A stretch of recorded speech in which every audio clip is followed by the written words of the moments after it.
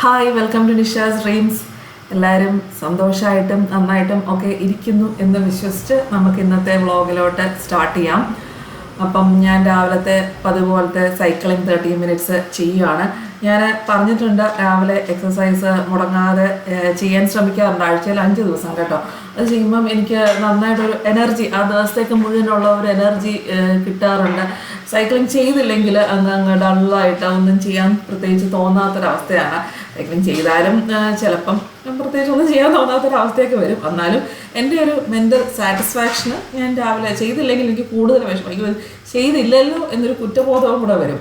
അതുകൊണ്ട് ഞാൻ എൻ്റെ മുട്ടിനും മൊത്തത്തിലൊരു എനർജിക്കും ഒക്കെ വേണ്ടിയിട്ട് ഞാൻ സൈക്ലിംഗ് കൂടെ ചെയ്യും. ഇന്ന് ഞാൻ ബ്രേക്ക്ഫാസ്റ്റ് പ്ലാൻ ചെയ്തേക്കുന്നത് പാൽപുട്ടാണ്. കുറേ നാളായി ഞാനിങ്ങനെ വീഡിയോസിലൊക്കെ, ഇപ്പോഴല്ല കുറച്ച് നാൾ മുമ്പ് എപ്പോഴും വീഡിയോസിൽ കാണുമായിരുന്നേ ഈ പാൽപുട്ട്. റീൽസിലൊക്കെ ഭയങ്കര ട്രെൻഡിങ് ആയിട്ട്. അപ്പം ഞാൻ വിചാരിച്ചിരുന്നതാണ് എപ്പോഴെങ്കിലും ഒന്ന് ട്രൈ ചെയ്യണം. പിന്നെ എനിക്ക് പൊതുവെ ബ്രേക്ക്ഫാസ്റ്റിന് ഇങ്ങനെ ഉച്ചയ്ക്ക് എന്ന് ഞാൻ ചോറുണ്ടെന്ന് കാരണം രാവിലെ അങ്ങനെ അരിയാഹാരം കഴിക്കാൻ വലിയ ഇൻട്രസ്റ്റ് ഇല്ല. ഞാൻ റാഗിയോ അല്ലെങ്കിൽ അന്ന് കാണിച്ച ഇഡ്ഡലി അങ്ങനത്തെ അരിയാഹാരം ഒഴിവാക്കിയിട്ട് എന്തെങ്കിലുമൊക്കെ ചെയ്ത്, പക്ഷേ ഈ പാൽപുട്ട് കഴിക്കണം എന്ന് ഭയങ്കര ആഗ്രഹം. അപ്പം ഞാൻ ഈ പാൽപുട്ടിന് വേണ്ടി 2 ക്യാരറ്റ് ഒന്ന് ഗ്രേറ്റ് ചെയ്യുവാണ്. ഈ ഫുഡ് പ്രോസസ്സറിലിട്ട് ഒന്ന് ഗ്രേറ്റ് ചെയ്തെടുക്കുവാണ്. ക്യാരറ്റ് ഗ്രേറ്റ് ചെയ്ത് കഴിഞ്ഞാൽ അവിടെയൊക്കെ കുളമായി. അപ്പം ക്ലീൻ ചെയ്തില്ലെങ്കിൽ പിന്നെ എനിക്ക് മനസ്സമാധാനം കിട്ടത്തില്ല. 2 ക്യാരറ്റ് കേട്ടോ, അതിൻ്റെ തൊലി കളഞ്ഞ് നന്നായിട്ടൊന്ന് ഗ്രേറ്റ് ചെയ്തെടുത്തു. പിന്നെ പുട്ടിന് വേണ്ടിയിട്ട് ഈ പാൽപുട്ട് തേങ്ങാപ്പാലിലാണ് കുഴയ്ക്കുന്നത്. അപ്പം തേങ്ങാപ്പാലൊന്ന് എടുക്കുവാൻ വേണ്ടിയിട്ട് ഞാൻ ഈ ജ്യൂസറിലാണ്, മിക്സിയുടെ ജ്യൂസറിൽ തന്നെ തേങ്ങാപ്പാൽ അങ്ങനെ 1-ാം പാലായിട്ട് നല്ല കട്ടിപ്പാലാണ് വേണ്ടിയത് കേട്ടോ. അപ്പം കുറച്ചൊരു തേങ്ങ എടുത്തിട്ട് പാല് അങ്ങ് പിഴിഞ്ഞെടുത്തു. പിന്നെ പുട്ടുപൊടി, വെള്ള പുട്ടുപൊടിയാണ് പാൽപുട്ടിനോ നല്ല, അതുകൊണ്ട് പിന്നെ അത് തന്നെ എടുക്കുന്നത്. റാഗി പുട്ടൊന്നും എടുത്താൽ കൊള്ളത്തില്ല. അപ്പം 1/2 കപ്പ് പുട്ടുപൊടിയാണ് 2 പേർക്ക് ആവശ്യമായിട്ട് വേണ്ടിയത്. ഞാൻ 1/2 കപ്പ് പുട്ടുപൊടിയിലോട്ട് തേങ്ങാപ്പാലും ഉപ്പ് വളരെ കുറച്ച് ഉപ്പ് ചേർത്ത്. ഇത് ശരിക്കും മധുരത്തിലാണ് പാൽപുട്ട് എല്ലാവരും ഉണ്ടാക്കാറുള്ളത്. പക്ഷേ ഞാനിവിടെ മുരളിയേട്ടന് അങ്ങനെ വലിയ മധുരമുള്ള പുട്ട് ഇഷ്ടമല്ല. ഞാൻ വിചാരിച്ചു ഞാൻ എൻ്റെ വേർഷനിലാണ് ഈ പാൽപുട്ട് ഉണ്ടാക്കിയേക്കുന്നത്. അപ്പം ഉപ്പിട്ട് പുട്ടിന് ആവശ്യമുള്ള, സാധാരണ പുട്ട് കുഴയ്ക്കുന്ന പോലെ തന്നെ ആവശ്യമുള്ള ഉപ്പ് ഇട്ട് തേങ്ങാപ്പാൽ ഒഴിച്ച് നന്നായിട്ട് പുട്ട് കുഴച്ചിട്ട് മാറ്റി വെച്ചു. പിന്നെ ഇനി ഞാൻ ഗ്രേറ്റ് ചെയ്ത് വെച്ച ക്യാരറ്റില്ലേ, അതൊന്ന് പ്രിപ്പയർ ചെയ്യാനായിട്ട് ഒരു പാനിൽ ഏകദേശം 1 ടേബിൾ സ്പൂൺ നെയ്യ് ഒഴിച്ച് പാൻ നന്നായിട്ട് ചൂടായിട്ട് വരുമ്പോഴത്തേക്കും ഗ്രേറ്റ് ചെയ്ത ക്യാരറ്റ് കൂടി ഇടണം. ഗ്രേറ്റ് ചെയ്ത ക്യാരറ്റ് ഇട്ട് നന്നായിട്ട് വഴറ്റിയെടുക്കലാണ് പരിപാടി.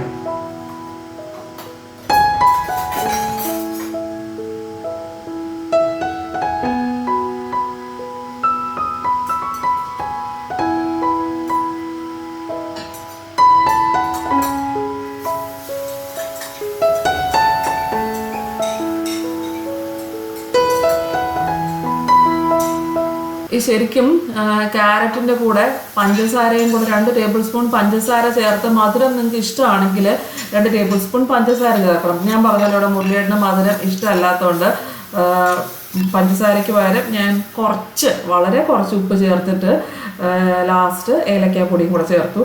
ഒറിജിനൽ പാൽപുട്ട് മധുരത്തിലാണ് കേട്ടോ, തേങ്ങാപ്പാലും മധുരവും കൂടെയാണ്. അപ്പം ഞാൻ എൻ്റേതായ രീതിയിൽ അത് ഒന്ന് കൺവേർട്ട് ചെയ്താണ് എൻ്റെ പാൽപുട്ട് വേർഷനാണ് ഈ കാണുന്നത് കേട്ടോ. പക്ഷെ ഉണ്ടായി വന്നപ്പം സംഭവം സൂപ്പറായിരുന്നു കേട്ടോ. മുരളിയേട്ടനൊക്കെ പറഞ്ഞു ഉഗ്രൻ സംഭവം എന്ന് പറഞ്ഞ് എന്നെ അഭിനന്ദിച്ചു വളരെയേറെ. എന്നിട്ട് ഓഫ് ചെയ്തു. ഇച്ചിരി ഏലക്കാപ്പൊടി ലാസ്റ്റ് ചേർത്ത്, ഉപ്പും ചേർത്തു, ഏലക്കാപ്പൊടിയും ചേർത്ത് ഫ്ലെയിം ഓഫാക്കി വഴറ്റി എടുത്ത ഗ്രേറ്റഡ് ക്യാരറ്റ് ഈ തേങ്ങാപ്പാൽ വെച്ച് നമ്മൾ കുഴച്ച് വെച്ചിരുന്നില്ലേ ആ പുട്ടിലോട്ട് ചേർത്ത് വീണ്ടും നന്നായിട്ടൊന്ന് കുഴച്ചെടുത്തിട്ട് ഇങ്ങനെ ഉരുട്ടി വരുന്ന പരുവാകുമ്പോഴത്തേക്കും അത് അത്രയാണ് പുട്ട് നല്ല നമ്മൾ നനച്ചെടുത്ത് കറക്റ്റ് പരുവെന്നാണ് അതിൻ്റെ അർത്ഥം. അപ്പം നമ്മുടെ പുട്ട് നനച്ചത് റെഡിയായി. ഇനി സാധാരണ പോലെ പുട്ടുകുറ്റിയിലോട്ട് നടുക്ക് തേങ്ങ നല്ലപോലെ വെക്കണം കേട്ടോ. തേങ്ങ വെച്ചാലാണ് ടേസ്റ്റ്. തേങ്ങാപ്പാലും തേങ്ങയൊക്കെ വെച്ച് ശരിക്കും ഇതിൻ്റെ കൂടെ വേറെ കറി ഒന്നും തന്നെ ആവശ്യമില്ല, അത്രയ്ക്ക് ടേസ്റ്റാണ്. പക്ഷേ ഞാനത് കടലക്കറിയൊക്കെ കൂട്ടിയാണ് കഴിച്ചത്. സാധാരണ പോലെ തന്നെ, വേറെ ഒരു പരിപാടിയില്ല കേട്ടോ. നിറച്ച് തേങ്ങയൊക്കെ വെച്ചിട്ട് ആ സാധാരണ ഇടയ്ക്കത്തെ ലെയറിൽ പോലെ തന്നെ തേങ്ങ വെച്ച് ആവി കയറ്റി എടുക്കുക, ഇത്രയേ ഉള്ളൂ പരിപാടി. ഇങ്ങനെ വെക്കുമ്പം കുറച്ചുകൂടെ ഭംഗി ഉണ്ടാകും. ചിരട്ട ഇതിലും ആവി കയറ്റാം. ഞാൻ പിന്നെ ഇത് ഭംഗിക്ക് വേണ്ടി ഇങ്ങനെ ആവി കയറ്റിയെടുത്തു. 10 മിനിറ്റ്, നോർമൽ 10 മിനിറ്റ്സ് തന്നെ ആവി കയറ്റിയെടുത്തു. ഇതാ ഇങ്ങനെയാണ്. നല്ല ഭംഗിയായിരുന്നു കേട്ടോ കാണാനായിട്ട്. ഞാൻ കുറച്ച് ഫോട്ടോസൊക്കെ എടുത്ത് എനിക്ക് ഭയങ്കര സന്തോഷമായത്. കാണാനും നല്ല ഭംഗിയുള്ള ഒരു, വേണമെങ്കിൽ ക്യാരറ്റ് പുട്ടെന്നും പറയാം, പക്ഷേ പാൽപുട്ടെന്നാണ് പേര്. മധുരമുള്ള വേർഷൻ എങ്ങനെ ഇരിക്കും എന്ന് എനിക്കറിയില്ല, പക്ഷേ ഇങ്ങനെ കഴിച്ചപ്പോൾ നല്ല ടേസ്റ്റി ആയിരുന്നു കേട്ടോ. നിങ്ങൾ വേണമെങ്കിൽ അതും കൂടെ ട്രൈ ചെയ്ത് നോക്കിക്കോളൂ, ഇങ്ങനെയും ട്രൈ ചെയ്ത് നോക്കിക്കോളൂ. ഇത് പക്ഷേ എനിക്ക് തോന്നുന്നു ഞാൻ കടലക്കറിയുടെ പപ്പടവും കൂടെ ചേർത്താണ് കഴിച്ചത്, ചിക്കൻ കറിയുടെ കൂടെ. നല്ല സോഫ്റ്റ്, വേറൊരു ടേസ്റ്റ്, ഭയങ്കര നന്നായിട്ട് എനിക്ക് നന്നായിട്ട് ഇഷ്ടപ്പെട്ടു കേട്ടോ. ഇനി ഇടയ്ക്കൊന്നുണ്ട് എനിക്ക്, പക്ഷേ രാവിലെ അരിയാഹാരം കഴിക്കുമ്പോൾ വണ്ണം വെക്കുമെന്ന് പേടിച്ചിട്ടാണ് ഉച്ചയ്ക്ക് ചോറുണ്ടെന്ന് കാരണം. എന്നാലും പക്ഷെ ഭയങ്കര ഒന്നൊന്നര ടേസ്റ്റ് ആയിരുന്നു. എത്ര നാളും ടേസ്റ്റ് ചെയ്യാഞ്ഞതിൽ ദുഃഖം തോന്നി, കാരണം അത്ര ടേസ്റ്റ്, ഭയങ്കര ഒരു ഡിഫറെൻറ്റ് ടേസ്റ്റ്. ഇനിയും അടുത്ത പരിപാടി എന്ന് പറയുന്നത് അങ്ങനെ പാൽപ്പൂട്ട് രാവിലത്തെ ഇത് കഴിഞ്ഞു. ഒന്ന് കഴിച്ചിട്ടില്ലാത്തവർ ഉണ്ടാക്കി കഴിച്ചു നോക്കി അഭിപ്രായം രേഖപ്പെടുത്തുക. ഇനി എനിക്ക് കുറച്ച് റിക്വസ്റ്റ് വന്നായിരുന്നു, മിക്സി ക്ലീനിങ് ഒന്ന് കാണിക്കണം എന്ന് പറഞ്ഞായിരുന്നു. അപ്പോൾ ഞാൻ മിക്സി ഇങ്ങനെയാണ് ക്ലീൻ ചെയ്യുന്നത്. ഒരു പാത്രത്തിൽ കുറച്ച് ബ്ലീച്ചിങ് ലിക്വിഡ് ഒഴിച്ച്, ബ്ലീച്ചിങ് ലിക്വിഡ് ഇവിടെ കിട്ടുന്നത് ഞാൻ ആമസോണിൽ ഓർഡർ ചെയ്തതാണ്. ഈ കൊക്കോറെക്സ് എന്ന, ക്ലോറക്സിന് ഭയങ്കര വിലയായിരുന്നു. കൊക്കോറെക്സ് എന്ന് പറഞ്ഞെങ്ങാണ്ടൊരു സംഭവമാണ് ഓർഡർ ചെയ്തത്, ആമസോണിൽ നിന്ന് ഓർഡർ ചെയ്തതാണ്. അപ്പം അത് ഇതിനകത്ത് വെള്ളം ഒഴിച്ചിട്ട് ഒരു പാത്രത്തിൽ ചെരുവത്തിൽ കുറച്ച് വെള്ളവും അത് ബ്ലീച്ചിങ് ലിക്വിഡും കൂടെ ഒഴിച്ചിട്ട്, ബ്ലീച്ചിങ് പൗഡർ അല്ല ബ്ലീച്ചിങ് ലിക്വിഡാണ്. എന്നിട്ട് അതിനകത്തോട്ട് ഈ മിക്സിയുടെ അടപ്പ് നല്ല യെല്ലോ കളറിലായിരുന്നു, അത് കുറച്ച് നേരം ഇട്ട് വെച്ചു. ഇനി ഞാൻ മിക്സിയുടെ ഈ ജാറും ഈ മെഷീൻ ഇതൊക്കെ കഴുകുക. അതിൻ്റെ പേരെന്തായിരുന്നു അത് ഓർമ്മ കിട്ടുന്നില്ല. ആ മെഷീനല്ലേ അത് അതൊന്ന് കഴുകുമല്ല, അത് ബ്രഷ് വെച്ചിട്ട് നന്നായിട്ട് ഉരച്ചൊന്ന് നല്ല ബ്ലാക്ക് ആയിട്ടിരുന്ന് കുറച്ച് അഴുക്കായിട്ടായിരിക്കുന്നത്. ഇത് ഒരു മാസം മുമ്പ് ക്ലീൻ ചെയ്താണ്, അതുകൊണ്ട് ഭയങ്കര അഴുക്കില്ല. ഇതിപ്പം നിങ്ങളൊന്ന് റിക്വസ്റ്റ് ചെയ്തുകൊണ്ട് ഞാൻ ഒന്നുകൂടല്ല എങ്ങനെയാണ് ഞാൻ ക്ലീൻ ചെയ്ത് കാണിക്കേണ്ടത്. ഇപ്പോൾ ഈ ബ്ലാക്ക് കളറൊക്കെ ഉണ്ടല്ലോ, അത് ക്ലീൻ ചെയ്ത് കഴിഞ്ഞാൽ അതൊക്കെ ക്ലീൻ ആവും. അപ്പോൾ ഒന്ന് ജസ്റ്റ് ഒന്ന് പുതിയൊരു ടൂത്ത് ബ്രഷ് എടുത്ത് അതിനായിട്ട് മാറ്റി വെച്ചിരുന്നാൽ മതി. എപ്പോഴും നമ്മൾ ഈ പർപ്പസിന് വേണ്ടി ടൂത്ത് ബ്രഷ് ഒന്ന് മാറ്റി വെച്ചിരുന്നാൽ മതി. ആ വെള്ളത്തിൽ മുക്കി നന്നായിട്ട്, ഞാനിത് എൻ്റെ ഇനി മിക്സി ചീത്തയാവുമോ എന്ന് വിചാരിക്കേണ്ട. ഈ മിക്സിക്ക് എത്ര വർഷത്തെ പഴക്കമുണ്ട്, എനിക്ക് തോന്നുന്നു ഏകദേശം ഒരു 7-8 വർഷം പഴക്കമുള്ള മിക്സിയാണ് കേട്ടോ. ഇത് കണ്ട ഒരു 8 വർഷം പഴക്കമുള്ള മിക്സി അത് പറയത്തില്ലല്ലോ, ചീത്തയാകത്തില്ല, മിക്സി ചീത്തയാകത്തില്ല, അത് പേടിക്കണ്ട. 8 വർഷത്തോളമായിട്ട് ഞാൻ യൂസ് ചെയ്ത മിക്സിയാണ് കേട്ടോ. അതുകൊണ്ട് ഇങ്ങനെ ഒന്നും ചെയ്തുകൊണ്ട് മിക്സിയുടെ മോട്ടർ ഇപ്പോഴാണ് എനിക്ക് ഓർമ്മ വന്നത്, മോട്ടർ ചീത്തയാകത്തില്ല, പേടിക്കണ്ട.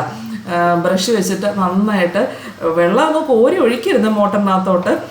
ബ്രഷിന് മുക്കി ഇങ്ങനെ സൈഡും കിടത്തിയും ചരിച്ചും ഒക്കെ അറ്റത്തൊക്കെ ഇങ്ങനെ താഴത്തെ വരയ്ക്കകത്തൊക്കെ നന്നായിട്ട് ആ ബ്ലാക്ക് കളറും ഫുഡും ഒക്കെ കയറിയിരിക്കുമല്ലോ. ഇങ്ങനെ ഒഴുകി അരയ്ക്കുമ്പോഴൊക്കെ വെള്ളമൊക്കെ ഒഴിച്ച് അരയ്ക്കുമ്പോൾ അകത്തൊക്കെ കയറിയിരിക്കും. അതൊക്കെ ബ്രഷ് വെച്ചിട്ട് നന്നായിട്ട് ഉരച്ച് കഴിയുമ്പോഴത്തേക്കും ശരിക്കും നല്ല പുതിയ മിക്സി പോലെ അഴുക്ക് പിടിച്ച മിക്സിയൊക്കെ കിച്ചണിൽ ആ മോട്ടറൊക്കെ ഇരിക്കുന്നത് കാണുമ്പോൾ തന്നെ എന്ത് വൃത്തിയാണ്. നമ്മുടെ കിച്ചണൊക്കെ നല്ല നീറ്റായിട്ടിരിക്കുമ്പോൾ തന്നെ ശരിക്കും ഒരു വീടിനകത്ത് കിച്ചണാണ് എപ്പോഴും നല്ല നീറ്റായിട്ടിരിക്കണ്ടേ. നമ്മളതൊക്കെ ചെയ്ത് നമുക്ക് എത്ര വയ്യെങ്കിലും ഇതൊക്കെ എൻ്റെ അഭിപ്രായമാണ് കേട്ടോ. ഞാൻ അങ്ങനെയാണ് എനിക്ക് ഹാപ്പിനെസ്സിന് വേണ്ടി. ഇപ്പം ഞാൻ കഴിഞ്ഞ വീഡിയോയിലും പറഞ്ഞല്ലോ, നമുക്ക് സന്തോഷിക്കാൻ പറ്റുന്നില്ലെങ്കിലും ഇതൊക്കെ നമുക്കൊരു ഹാപ്പിനെസ്, സ്ട്രെസ് റിലീഫ് മെത്തേഡ്സ് ആണ്. ഇങ്ങനെ ഓരോ ക്ലീനിങ് ഇതൊക്കെ ചെയ്ത് അത് കഴിഞ്ഞും എത്ര നാൾ കഴിഞ്ഞാലും നമ്മുടെ ഒരു ക്ലീൻ, ഇവിടെ നിങ്ങൾക്ക് കാണാമല്ലോ അടിവശത്ത് അഴുക്ക്, ഒരു ക്ലീൻ ഹൗസ് കാണുമ്പോഴും ഒരു ക്ലീൻ ആയിട്ടുള്ളൊരു കിച്ചൺ കാണുമ്പോഴൊക്കെ നമുക്കൊരു പോസിറ്റീവ് ഫീലിംഗ് ആണ് കിട്ടുന്നത്. കഴിഞ്ഞ പ്രാവശ്യത്തെ വീഡിയോയിലും ഒരുപാട് കമൻസ്, ഒരുപാടല്ല കുറച്ച് കമൻസ്, എനിക്ക് ഒരുപാട് നല്ല കമൻസാണ് കണ്ടത്. അതിന് ഒത്തിരി സന്തോഷം കേട്ടോ. അത് എനിക്ക് നല്ല എൻ്റെ ഒരു ഗ്രാറ്റിറ്റ്യൂഡാണ്. ഒത്തിരി നല്ല ഫീഡ്ബാക്ക് കണ്ടു, അതിൽ ഒരുപാട് താങ്ക് യു ഉണ്ട് കേട്ടോ. നിങ്ങളുടെ ഒരു പോസിറ്റീവ് റെസ്പോൺസ് കിട്ടിയതിൽ ഒത്തിരി താങ്ക് യു. അതിനകത്തും കുറേ മെസ്സേജസ് ഉണ്ടായിരുന്നു, എന്നുവെച്ചാൽ കുറേ ഹസ്ബൻഡ്സ് പോയവരുടെയൊക്കെ. അപ്പം അവർക്കിങ്ങനെ പുതിയ ആൾക്കാരെ കാണുമ്പോഴും ഒക്കെ ഇതേപോലെ ഞാൻ പറഞ്ഞ അതേ റീസൺ തന്നെയാണ്. എനിക്ക് മനസ്സിലാവും ആ സിറ്റുവേഷൻ. നമുക്കിങ്ങനെ അധികം ഇടപെടാൻ പറ്റാറില്ല, കാരണം അവരിങ്ങനെ ഓരോന്ന് ചോദിക്കുമ്പോഴും പുതിയ ആൾക്കാരോട് മിങ്കിൾ ചെയ്യാൻ പറ്റും. എനിക്ക് മനസ്സിലാവുന്നുണ്ട് ആ സിറ്റുവേഷൻ, അത് കറക്റ്റാണ്. പക്ഷേ ഓക്കെ, പുതിയ ആൾക്കാരോട് ഇടപെടാനുള്ള ഒരു ഇഷ്ടം എനിക്ക് മനസ്സിലാവുന്നുണ്ട്. നമ്മളങ്ങനെ സൊസൈറ്റിയെ പേടിക്കേണ്ട കാര്യമൊന്നുമില്ല. അത് പറയുമ്പം എനിക്കത് ബുദ്ധിമുട്ടാണ്. ഞാനും ആ സമയത്ത് നമ്മുടെ ഒരു ബ്രെയിനിലൊരു വല്ലാത്ത ഒരു ആ സെൻസ് എന്ന് പറയുന്നത് എനിക്കും മനസ്സിലാവും. ബ്രെയിൻ ഇങ്ങനെ 2 സൈഡിൽ കൂടെ വൈബ്രേറ്റ് ചെയ്യുന്നതായിട്ടൊക്കെ എനിക്ക് ഫീൽ ചെയ്യും. നമുക്ക് അവരില്ല, അല്ലെങ്കിൽ അവർ പോയി, അവർ നമ്മളെ ഫാമിലിയെ പറ്റി ചോദിക്കും, അത് ശരിയാണ്.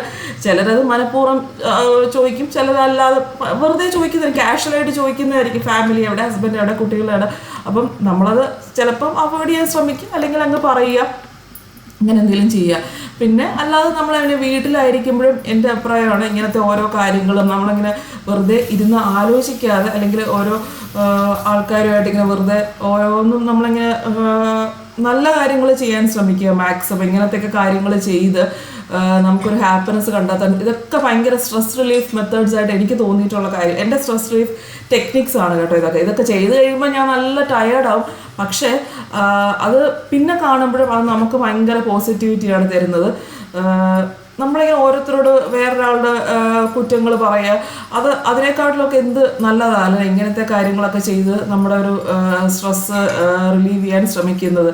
ഇതിപ്പം നിങ്ങൾക്ക് ക്ലീനിങ് മനസ്സിലാവുന്നുണ്ടായിരിക്കുമല്ലോ അല്ലേ? ആ ജാറിൻ്റെ സൈഡിലെ പിടിയും ഒക്കെ അതിൻ്റെ ഇടയിലും ഒക്കെ ഞാൻ ആ ബ്രഷ് വെച്ചിട്ട് നന്നായിട്ട് ക്ലീൻ ചെയ്തിട്ടുണ്ട്. പിന്നെ നോർമൽ ഡിഷ് വാഷിംഗ് ലിക്വിഡ് വെച്ചിട്ട് അതൊന്നുകൂടെ നന്നായിട്ട് കഴുകിയെടുക്കണം കേട്ടോ, ആ മിക്സിയുടെ ജാറൊക്കെ. അല്ലെങ്കിൽ ആ ബ്ലീച്ചിൻ്റെ ആ ഒരു മണം ആ ജാറിൽ നിൽക്കും. അപ്പോൾ നന്നായിട്ട് വാഷ് ചെയ്തെടുത്താൽ അത് നല്ല വൈറ്റ് കളറായിട്ട് മിക്സിയും ജാറും ഒക്കെ നല്ല വൃത്തിയാവും. കിച്ചണിലെ വോളും ഫുഡ് പ്രോസസ്സറും മിക്സി ജാറും എല്ലാം നല്ല ക്ലീനാക്കി നീറ്റാക്കി വെച്ചപ്പോഴത്തേക്കും ഭയങ്കര ഒരു സാറ്റിസ്ഫാക്ഷനായി. ഇനി ഞാൻ വിചാരിച്ചു ഈ ഇവിടുത്തെ ഈ ലഡ്ജിൽ ഫുൾ ഇങ്ങനത്തെ കുറച്ച് ബ്രാസ് ഐറ്റംസ് ഒക്കെ ഉണ്ട്, അപ്പം അതും കൂടെ നന്നായിട്ട് ക്ലീൻ ചെയ്ത് വെക്കാമെന്ന് വിചാരിച്ചു. അപ്പം ഞാൻ ഇങ്ങനത്തെ ഒരു സ്പ്രേ മേടിച്ചിട്ടുണ്ട്. ഇത് വിം ശുദ്ധം ക്ലീനിങ് സ്പ്രേ എന്ന് പറഞ്ഞിട്ട് ഒരു സംഭവമാണ്. ഇങ്ങനത്തെ ഈ ബ്രാസ് ഐറ്റംസും അല്ലാതെ നമ്മുടെ വിളക്കിൻ്റെ തട്ടവും അങ്ങനത്തെ എല്ലാം ക്ലീൻ ചെയ്യാൻ ഉപയോഗിക്കുന്ന ഒരു സ്പ്രേ ആണ്. ഞാൻ ഫസ്റ്റ് ടൈമാണ് മേടിക്കുന്നത്, ആദ്യമായിട്ടാണ് ഉപയോഗിക്കുന്നതും കേട്ടോ. അപ്പം അത് ഇങ്ങനെ സ്പ്രേ ചെയ്തിട്ട് അതൊരു സോപ്പ് ഫോം പോലെ വരും. ആദ്യം തുണി വെച്ചിട്ട് നന്നായിട്ട് ക്ലീൻ ചെയ്യണം, എന്നിട്ട് നമ്മളൊരു നനഞ്ഞ തുണി വെച്ചിട്ട് ക്ലീൻ ചെയ്തിട്ട് പിന്നെ അത് കഴിഞ്ഞിട്ട് ഒരു ഉണങ്ങിയ തുണി വെച്ചിട്ട് ക്ലീൻ ചെയ്ത് ഡ്രൈ ആക്കണം. ഇങ്ങനെയാണ് ഇതിൻ്റെ പ്രൊസീജിയർ. അപ്പോൾ കുറച്ച് പ്രസ് ചെയ്ത് ക്ലീൻ ചെയ്തപ്പോൾ നല്ലൊരു തിളക്കായിട്ട് വന്നായിരുന്നു കേട്ടോ. എനിക്ക് കുറേ നാളായിട്ട് ഈ ബുദ്ധയൊക്കെ കുറച്ച് മങ്ങിയിരിക്കുമായിരുന്നു. അപ്പോൾ ക്ലീൻ ചെയ്തപ്പോൾ നല്ലൊരു ഷൈനിങ് ആയിട്ട് വന്നേ. ഈ ശംഖും ഇതിനകത്ത് 1-2 സാധനങ്ങൾ ഞാനിവിടെ വന്നപ്പം ഗിഫ്റ്റായിട്ട് കിട്ടിയതാണ്. പക്ഷെ എല്ലാം ഇപ്പം നല്ല ക്ലീനായിട്ട് ഇതെല്ലാം കഴിഞ്ഞപ്പോഴത്തേക്കും ഞാൻ നല്ല ടയേർഡായി. പക്ഷെ മനസ്സിൻ്റെ സാറ്റിസ്ഫാക്ഷൻ എന്ന് പറയുന്നത് അത് ഭയങ്കര ഇമ്പോർട്ടൻ്റ് ആണല്ലേ. നമ്മളെ ഉച്ചയായി എല്ലാം കഴിഞ്ഞപ്പോഴത്തേക്കും നല്ല ശരീരവേദന നല്ല അസ്സലായിരുന്നു. ശരീരവേദന വെച്ചാൽ കാല് അത്രയും നേരം രാവിലെ തൊട്ട് ഉച്ച വരെ നിന്നപ്പോഴത്തേക്കും കാല് നല്ല അസ്സൽ വേദനയായി. പക്ഷെ മനസ്സിൻ്റെ സാറ്റിസ്ഫാക്ഷൻ അതാണ് എപ്പോഴും. നമുക്ക് ഇഷ്ടമുള്ള കാര്യങ്ങൾ ചെയ്യുക, നമ്മളെ എന്ത് ഹാപ്പി ആക്കുന്നു. ഞാൻ എപ്പോഴും പറയുന്നതാണ് വീഡിയോയിൽ, നമുക്ക് എന്ത് ചെയ്യുമ്പോൾ ഹാപ്പിനെസ് കിട്ടുന്നു അത് ചെയ്യുക. വെറുതെ ഒരു ഐഡിൽ മൈൻഡ് എന്ന് പറയുന്ന ഒരു ഡെവിൾസ് മൈൻഡാന്ന് പറയത്തില്ല, അതിനെന്തൊരു പഴഞ്ചൊല്ലുണ്ടല്ലോ. അപ്പം നമ്മൾ വെറുതെ ഇരുന്ന് ഇങ്ങനെ ഓരോ വേണ്ടാത്ത കാര്യങ്ങൾ ആലോചിക്കുക, അല്ലെങ്കിൽ ഓരോ ആൾക്കാരെ പറ്റി വേണ്ടാത്ത ചിന്തകളും ഇങ്ങനെ അങ്ങോട്ട് പറയുക ഇങ്ങോട്ട് പറയുക. ഇതിലൊക്കെ എത്ര നല്ലതല്ലേ നമ്മുടെ വീട്ടിലെ ഓരോരോ കുഞ്ഞു കാര്യങ്ങൾ ക്ലീൻ ചെയ്യുക, അത് ചെയ്യുക, ഇത് ചെയ്യുക. അപ്പം നമുക്ക് നല്ല സന്തോഷം കിട്ടും, നമുക്കൊരു പോസിറ്റിവിറ്റി കിട്ടും. അങ്ങനെ ഒന്ന് ചെയ്ത് നോക്കുക. അപ്പം എന്നിട്ട് തന്നെ ഇത് ചെയ്ത് നോക്കിയാൽ പോരാ, എന്നെ അറിയിക്കുകയും വേണം കേട്ടോ. ഇപ്പം ഏതായാലും റംദാൻ മാസമാണ്, പിന്നെ ഈസ്റ്റർ വരികയാണ്, വിഷു വരികയാണ്. അപ്പം അതിന് മുമ്പ് വീടൊക്കെ ഒന്ന് ക്ലീൻ ചെയ്യാൻ പറ്റുമെങ്കിൽ നിങ്ങളൊന്ന് ട്രൈ ചെയ്യുക. എന്നിട്ട് എന്താണ് നിങ്ങൾക്ക് മനസ്സിൽ തോന്നിയത്, ആരോഗ്യമുള്ളവർ കേട്ടോ ചെയ്യുക. പിന്നെ ഞാൻ വൈകുന്നേരം ആയപ്പോൾ ലൈബ്രറിയിൽ പോയി. വീക്കെൻഡ് ഇവിടെ ഒരു ആർട്ട് എക്സിബിഷൻ ഉണ്ട്. അപ്പോൾ അതിന് വേണ്ടിയിട്ട് കുട്ടികൾ കൊണ്ടുതന്ന ക്രാഫ്റ്റ് ഐറ്റംസും ഡ്രോയിങ്സും ഒക്കെയാണ്. അപ്പോൾ അതൊക്കെ കളക്ട് ചെയ്ത് ഇവിടെ ഷെൽഫിലോട്ട് വെക്കുമായിരുന്നു അടുക്കിയിട്ട്. പിന്നെ വൈകിട്ട് വീട്ടിൽ ചെന്നിട്ട് ഞാൻ വിളക്ക് പുള്ളിയിടം കത്തിച്ചിരുന്നു. അത് കെടുത്തി കഴിഞ്ഞ് വീണ്ടും വേറെ കുറച്ച് മെസ്സേജ് ഉണ്ടായിരുന്നു. പൂജാ റൂം ഒന്ന് ഡീറ്റെയിൽ ആയിട്ട് കാണിക്കണം, അതിൻ്റെ കൺസ്ട്രക്ഷൻ അതിൻ്റെ മോഡൽ അറിയാൻ വേണ്ടിയിട്ട്, ആർക്കിൻ്റെ വീടിൻ്റെ ഇതിന് വേണ്ടിയിട്ടാണ് പറഞ്ഞിരുന്നത്. അപ്പോൾ അതുകൊണ്ട് ഞാൻ പൂജാ റൂമിൻ്റെ എങ്ങനെയാണ് എന്ന് കാണിക്കുവാണ് കേട്ടോ. ജസ്റ്റ് റിക്വസ്റ്റ് വന്നുകൊണ്ട് വേണ്ടിയിട്ടാണ് കാണിക്കുന്നത്.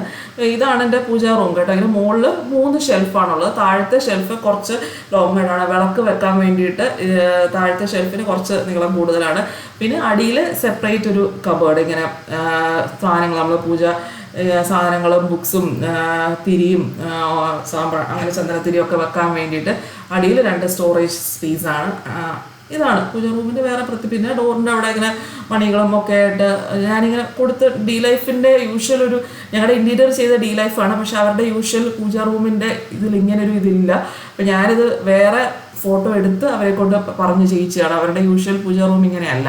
അപ്പോൾ വീഡിയോ ഇഷ്ടപ്പെട്ടെങ്കിൽ സബ്സ്ക്രൈബ് ചെയ്യാത്തവരുണ്ടെങ്കിൽ സബ്സ്ക്രൈബ് ചെയ്യുക, നിങ്ങളുടെ ഫ്രണ്ട്സിനും റിലേറ്റീവ്സിനൊക്കെ ഷെയർ ചെയ്യുക, സപ്പോർട്ട് ചെയ്യുക. നമുക്ക് അടുത്ത വീഡിയോ ആയിട്ട് കാണാം. ബൈ.